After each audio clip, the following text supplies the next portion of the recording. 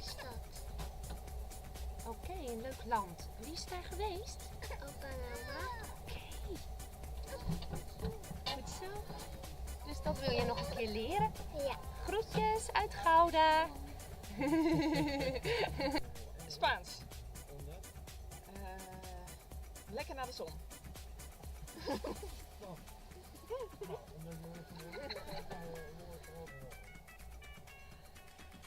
Wij komen uit het zuiden van het land en wij willen nog Fries leren.